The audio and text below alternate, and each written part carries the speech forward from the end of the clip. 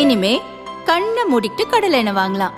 ஏன்னா மந்த்ரா கடலை எண்ணெய் இதயத்தின் தயாரிப்பு. வறுக்க பொரிக்க ஏன் எல்லா சமையலுக்கும் மந்த்ரா தான். மந்த்ரா கடலை எண்ணெய், அபார ருசி, ஆரோக்கியமான உடல் நலம்.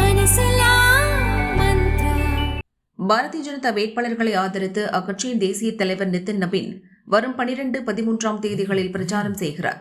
தமிழகம் வரும் நிதின் நபீன் மதுரை தெற்கு, சாத்தூர், ராமநாதபுரம், தஞ்சை, அறந்தாங்கி, கந்தர்வக்கோட்டை ஆகிய இடங்களில் வேட்பாளர்களுக்கு ஆதரவாக ஓட்டு சேகரிக்கிறார். இந்த சூழலில் விடியல் அமைச்சர்களின் 2 பக்கங்கள் என்ற வீடியோவை வெளியிட்டு பாரதிய ஜனதா பிரச்சாரம் செய்கிறது.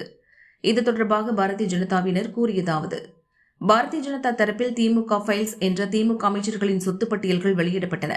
இவை மக்களின் கவனத்தை ஈர்த்தது. இப்போது ஒவ்வொரு அமைச்சரும் திமுகவில் சேர்ந்தது முதல் இதுவரை அவர்கள் மீதுள்ள வழக்குகள், குற்றச்சாட்டுகள் உள்ளிட்ட தகவல்களுடன் வீடியோ வெளியிடப்பட்டுள்ளது. முன்னாள் அமைச்சர் பொன்முடி தொடர்பான வீடியோ வெளியிடப்பட்ட நிலையில் தொடர்ந்து ஒவ்வொரு அமைச்சரின் வீடியோவும் வெளியாகும். விடியல் அமைச்சர்களின் 2 பக்கங்களும் மக்களிடையே நல்ல ரீச் ஆகும் என்றனர்.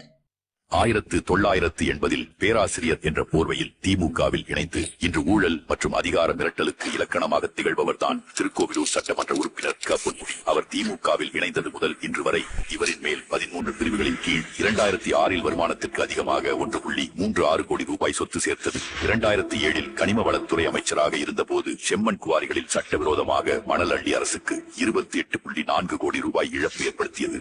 பல்கலைக்கழக துணைவேந்தர்களை தனது அரசியல் விருப்பத்துக்கு மாறு மிரட்டியது. சைவ வைணவ மத சின்னங்களை ஆபாசமாக ஒப்பிட்டு பேசியது. மணல் கடத்தல், சட்டவிரோத பணப்பரிமாற்றம், நில மோசடி, ஆவண மோசடி, நிதி முறைகேடுகள் என எண்ணற்ற குற்றவியல் ஊழல் வழக்குகள். திமுகவின் ரத்தத்தில் உரிய ஊழலும் முறைகேடுகளும் இவரின் அரசியல் பயணத்திலும் ஆழமாக படித்திருக்கிறது. அரசு பேருந்தில் பயணிக்கும் பெண்களை ஓசி பஸ்ஸில் போகிறீர்கள் என்று பொது மேடையில் கிண்டல் செய்வது, திராவிட மாடல் என்று மேடைக்கு மேடை பேசும் இவர்களின் நிஜம்பத்தை தோலுரித்து காட்டுகிறது. பட்டியலின பெண் பஞ்சாயத்து தலைவரை பார்த்து நீ தாழ்த்தப்பட்ட சமூகம் தானே என்று பகிரங்கமாக சாதி பெயரை கேட்டு அவமானப்படுத்தியது என சமூக நீதி பேசும் திமுகவின் போலித்தனத்திற்கு இவரே சாட்சி. மக்களின் அடிப்படை தேவைகளான சாலை வசதி, போக்குவரத்து மற்றும் மருத்துவ வசதிகளை பூர்த்தி செய்யாமல் ஊழல் வழக்குகளிலும் அமலாக்கத்துறை விசாரணையிலும் சிக்கியுள்ள இத்தகைய அமைச்சர்களை கொண்ட திமுக அரசு நமக்கு தேவையா? சிந்தித்து பாருங்கள் மக்களே. வாக்களிப்பீர் தேசிய ஜனநாயக கூட்டணிக்கு.